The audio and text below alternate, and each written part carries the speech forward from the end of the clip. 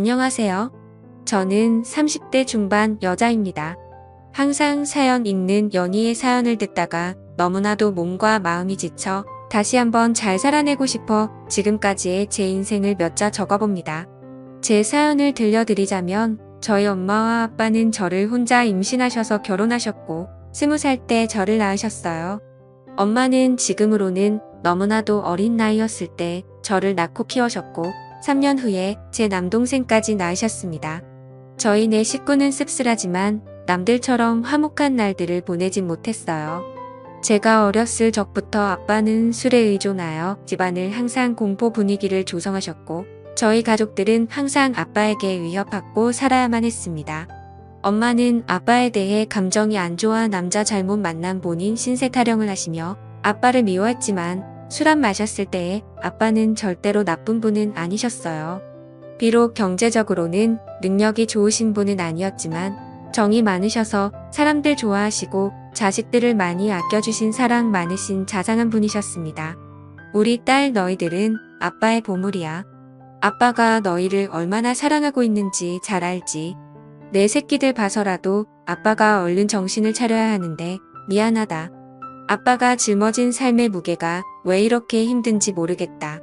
뭐가 그렇게 괴로우신지 어릴 적 제가 본 아빠의 모습은 많은 날들이 술에 젖어 있었고 저희 남매는 원래의 아빠 모습을 잘 알았던지라 그런 아빠의 모습이 참 마음 아팠습니다. 그리고 저는 어느 날 충격적인 광경을 목격하고서 야외 아빠가 그리도 괴로워했는지 알 것 같았습니다. 바로 엄마와 삼촌의 충격적인 관계 때문이었어요. 아빠와 형제가 많으셨습니다. 아빠는 친남매 중 장남이셨고 위로 큰 고모 한 분 계셨고 아빠들 밑으로 삼촌들 3분 고모 2분이 더 계셨습니다. 비록 가정에서는 화목하지 못할 지언정 저는 양가 부모님들에게는 기대하고 고대했던 첫 손주로서 부모님들과 친척들에게 사랑을 듬뿍 받고 자랐습니다. 후에 태어난 제 동생도 장손으로서 큰 사랑받고 자랐고요. 하지만 그런 저희들을 예뻐하면서도 유독 거리를 두시는 분도 계시더군요. 바로 아버지의 동생인 삼촌이라고도 부르기 싫은 둘째 삼촌 그 짐승만도 못한 사람이었습니다. 엄마는 삼촌이 왔다 하면 얼굴에 유독 화색이 돌았습니다. 오늘 우리 집에서 편히 쉬시고 가야 하니까 너희는 오늘 거실에서 자고 삼촌은 방에서 알겠지. 라며 엄마는 저희에게 일러두었습니다. 둘째 삼촌은 운주업을 했던 터라 가끔 저희 집에 들러서 하룻밤을 자고 가는 일들이 좀 있었는데 원래 저희는 단칸방에서 살다가 제가 초등학교 1학년 됐을 때 방 2칸짜리 빌라로 이사 갔거든요. 둘째 삼촌이 저희 집에 들릴 때마다 그중 제 방을 삼촌에게 내어드리고 남동생과 거실에서 잤습니다. 저는 삼촌이 저희 집에 올 때마다 맛있는 간식을 사가지고 와서 어색한 가운데 서도 저희랑 놀아주는 게 좋았고 그걸로 인해 멀기만 느껴졌던 둘째 삼촌에게 조금씩 정이 쌓여갔네요. 둘째 삼촌이 올 때마다 아빠도 술을 안 마시고 부모님들도 간만에 분위기가 화기애애 좋아져서 한때 저희는 둘째 삼촌이 오기만을 기다리기도 했습니다. 그런데 어느 날 새벽이었어요. 제가 힘든 가정에서 살다 보니 어려서부터 눈치가 빨랐고 좀 영악하다고 해야 하나 나이에 비해 철이 조금 빨리 든 케이스였어요. 당시 동생은 자고 있었고 그날따라 이상한 느낌을 본능적으로 느꼈는지 새벽에 눈이 번쩍 뜨이더라고요. 그런데 마침 엄마가 화장실에서 물 내리는 소리와 동시에 나오는 것이었습니다. 아직도 안 잔다고 뭐라고 잔소리할까봐 저는 얼른 눈을 감아 잠든 척을 했는데 이상한 일이 일어났습니다. 저희를 가만히 보시다가 조심스럽게 몸을 움직이며 안방이 아닌 바로 삼촌이 자고 있는 제 방으로 들어가는 것이 아니겠어요. 어린 나이임에도 불구하고 저는 그게 심상치 않은 일임을 본능적으로 알았습니다. 저는 순간 등이 쇠해지며 무슨 촉이었는지 조심스럽게 몸을 일으켜 숨죽여 제 방으로 다가갔습니다. 저희 집 방문이 허술해서 잘 닫히지 않았는데 그 탓에 열려있는 작은 틈으로 저는 훔쳐보게 되었습니다. 그리고 여태까지도 평생을 트라우마로 남은 잊지 못할 그 장면을 목격하게 되었습니다. 형숙과 시동생으로서 금기시한 일들을 벌이고 있었습니다. 저는 너무 놀라 어떻게 해야 할지 그 자리에서 얼어붙고 말았습니다. 그때 거실에서 동생이 제가 곁에 엎자 허전했는지 음하며 자세를 뒤척였고 이 소리를 들었는지 그들은 모든 행동을 멈추고 엄마는 재빠르게 옷매무새를 가다든 거군요. 저는 들킬까 싶어 제자리로 돌아와 다시 자는 척을 하며 누웠고 엄마는 어두움 속에 취약함을 가린 채 아무 일도 없었다는 듯 안방으로 돌아왔습니다. 저는 그때부터 아무에게도 말 안 하고 혼자 생각이라는 것을 했는데 오랜 고민 끝에 나온 결론은 단순하게 모든 진실을 밝히자는 것이었습니다. 그렇게 해버리면 어린 마음의 모든 게 다 제자리를 잡고 정상으로 돌아올 것 같았거든요. 비틀린 이 이상한 현실에 하루도 머물고 싶지 않았던 저는 기회를 엿보다가 마침 아빠와 둘째 삼촌만 빼고 친가들이 모여 가족 식사하는 자리에서 제가 본 그날의 진실을 폭로하였습니다. 일목요연하고 또박또박 엄마랑 둘째 삼촌의 새벽에 제가 본 것들을 가감 없이 얘기하자 엄마의 표정이 새하얗게 질리며 급한 대로 제 입을 막으려 했네요. 허나 이미 수상함을 느낀 큰 고모는 엄마를 젖혀두고 저를 방으로 데려와 차근차근 무슨 이야기인지 얘기해보라며 말씀하시는데 저는 말하다 말고 목이 메어와 울음을 크게 터뜨리며 말을 이어갔네요. 덕택의 집안은 발칵 뒤집혔고 둘째 삼촌은 소환돼서 친척들에게 어쩜 내가 형수랑 그런 짓을 벌일 수 있냐며 비난의 화살을 맞았습니다.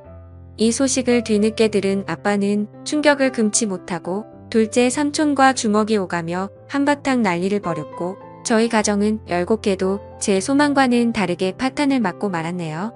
바로 엄마가 그 일을 계기로 지 유치원생 남동생을 데리고 둘째 삼촌과 행방을 감췄던 겁니다. 훗날 드라마나 영화에서 보는 남녀의 야반도주를 보며 우리 엄마도 동생 데리고 둘째 삼촌과 저런 도피를 했을까 비꼬며 생각했네요.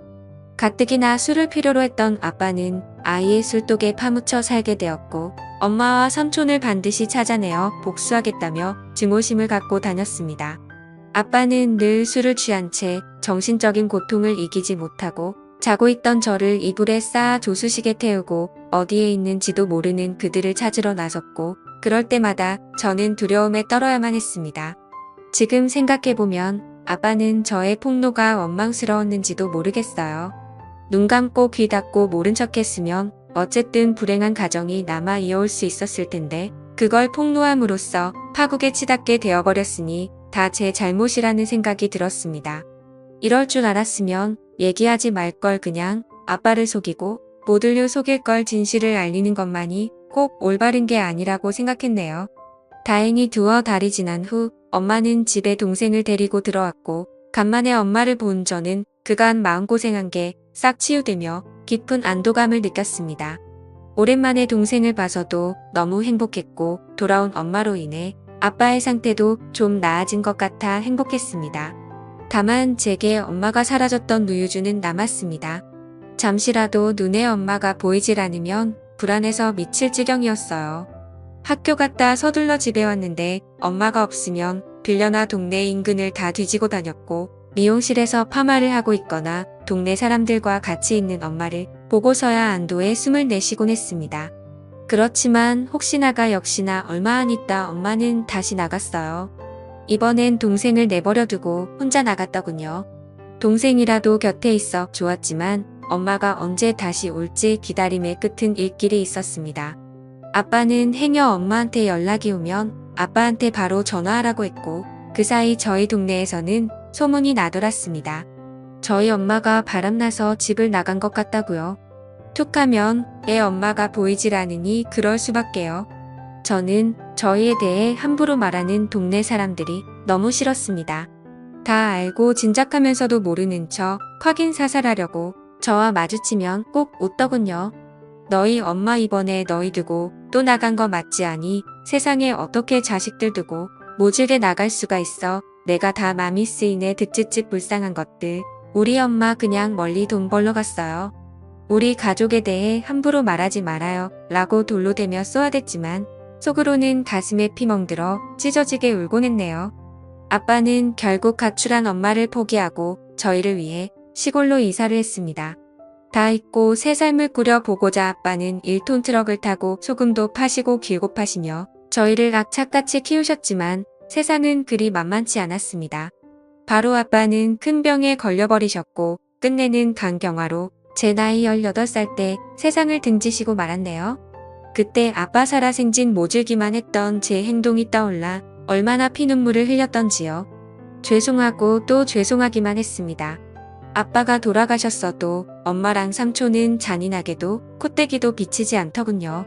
아빠를 배신하고 어디서 둘이 그렇게 잘 먹고 잘 사는지 나중에 반드시 찾아가 이 아픔 그대로 돌려주리라 다짐했네요. 저희는 살기 위해 할아버지에게 맡겨졌다가 성인이 된 후 따로 근처에서 독립을 했습니다. 그리고 시간이 흘러 동생이 군대 갈 때쯤 저 역시 직장을 구해 대도시로 나왔고 또 다시 현실에서 적응하고 있을 무렵 난데없이 엄마 동생인 오랫동안 왕래 없던 외삼촌이라는 작자한테 연락이 닿았네요. 그간 잘 지냈지? 내 아빠 그렇게 되고 동생 건사하느라 네가 누구보다 힘들었을 텐데 내 마음이 다 안쓰럽구나. 고시원 좁고 답답할 텐데 내가 보증금을 좀 대줄 테니 어디 원룸이라고 들어가 살지 않겠니? 순간 의문이 들었죠.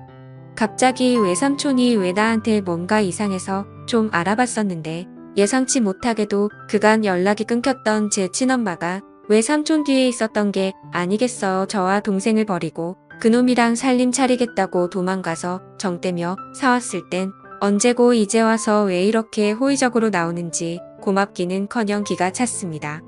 아빠와 저희를 배신하고 그 짐승 같은 둘째 삼촌놈이랑 도피해서 얼마나 잘 먹고 잘 살았는지 확인해봤더니 야 이게 웬걸? 어느새 남자를 갈아치워버렸네요. 제가 이 사실을 입 밖에 내니 엄마는 주위를 살피며 은밀하게 말하기 시작했고 살다 보니 안 맞는 부분도 많고 사람들 눈도 있고 이건 아닌 것 같아 뒤늦게 마음 먹고 정리했다. 지난 세월 죄책감 떨치고 새 인생 살고 싶어 너하고도 연락 안 한 거다 라고 합니다. 순간 뭐지 싶었네요. 그렇게 쉽게 헤어질 수 있었을 것을 여지껏 저희 가족 생채기를 다 내놓고 일이 저질러질 대로 다 저질러 놓은 후에야 헤어졌다니요. 엄마를 가지려고 아빠를 배신한 삼촌도 같은 생각이어서 순순히 헤어져 줬다는데 한 말도 안 돼. 그들의 파렴치한 패륜짓 때문에 상처 입은 사람이 몇인데 멱살 잡고 쫓아다녀 피해 보상이라도 받고 싶었습니다. 엄마는 결국 삼촌과 금기된 사랑을 끝내고 다른 남자랑 세 번째 결혼을 했다 합니다. 능력도 좋으시지. 엄마는 제 동생을 합치고 둘째 삼촌 사이에서 낳은 남자의 여자의 한 명씩을 제게 소개했습니다. 저를 동생들과 함께 인사시키며 얘들은 내 동생이고 너희들도 언니 누나한테 인사해라. 동생들 보는 거 보니 지금 여기 있는 동생도 잘 돌볼 것 같더라. 다 내 핏줄들이 네 맞이로서 잘 챙겨라. 뭐니뭐니 해도 남보다는 형제가 최고야. 남보다 못한 형제들도 많죠. 저나 얘들이나 다 배신의 피가 흐르는 엄마 자식들인데 나중에 서로 뜯어먹겠다고 뒤통수 치고 그러면 어쩌죠라고 대꾸하자 엄마의 표정이 점차 살벌해지기 시작했네요. 전혀 패륜 상황의 내막을 모르는 새아빠는 분위기를 환기시키고자 그저 허화하신다라고요. 새아빠는 평범하고 사람 좋으신 분이셨습니다. 엄마는 정말 미웠지만 가족들이 그리웠던 저는 엄마를 용서하고 잘 지내보려고 노력했습니다. 허나 엄마와 삼촌의 옛 트라우마는 쉽게 잊혀지지 않더라고요. 엄마 역시 지난 세월을 후회하며 저와 함께 잘 살려야 하는 것 같았지만 제가 본인의 치명적인 비밀을 알고 있으니 저를 편히 대하지 못했습니다. 심지어는 저더러 미용실에서 엄마라고 하지도 말라고 하고 주변인들에게는 저와의 관계를 숨기려 하더군요. 새아빠가 절 자식으로 인정한다며 친척들에게도 소개하려 할 때도 엄마는 필사적으로 행여 책 잡힐까 싶어 말렸습니다. 엄마의 숨겨진 자식으로 살아야 하는 기분도 참 더럽더이다. 더러운 놈의 둘째 삼촌 자식들은 엄마 거리며 당당하게 살고 있는데 우리 아빠 자식이었던 전 왜 숨겨져야 하는지 감정의 분노가 스밀스밀 살아났습니다. 더욱이 참을 수 없었던 건 엄마는 술 한잔만 하면 꼭 아빠의 욕을 했는데 난 네 아빠가 아직도 지긋지긋해. 난 O형인데 왜 니들은 니들 아빠처럼 A형이냐고. 너나 네 동생이나 아빠 너무 쏙 빼닮아서 싫어. 처음부터 내 손으로 쭉 키운 내 새동생들한테 정이 더 가더라고. 왜 같은 손가락이라도 더 아프고 덜 아프고 하잖아. 네가 차별받는 것도 다 네 아빠 탓이고 내가 삼촌과 불륜 저지른 것도 다 네 아빠 책이냐? 알아? 내 아빠 결혼 자체가 나한테는 일평생 지옥이었다고. 삼촌과의 불륜을 저지른 건 모두 다 아빠 잘못이라고 떠넘기며 책임을 짐지우는데 사마 고인이 되신 분을 욕보이지 말라고 소리를 질렀습니다. 참을 수가 없었습니다. 저는 결국 엄마를 용서하지 못하고 자리에서 일어나 엄마에게 마지막 인사를 했네요. 이제 도저히 못 들어주겠다. 엄마한테는 최악의 남편이었을지 모르겠지만 나한테는 우리한테는 최고로 좋은 아빠였어. 이제 더 이상 엄마 못 볼 것 같아. 우리도 그만하자. 엄마와의 지긋지긋한 인연이야말로 끝내기로 맘먹고 절연을 선언한 후 다시는 엄마를 보지도 찾지도 않았습니다. 여기까지가 제 사연이었습니다. 제가 너무 정리 안 되게 보내드려 죄송하네요. 제 동생과의 사연이 하나 더 남았는데 그건 다음에 들려드릴게요. 제 사연 읽어주신 분들 정말 감사드리고요. 여러분들은 아름다운 세상에서 머무시길 바라며 모두 행복하셨으면 좋겠습니다. 감사합니다.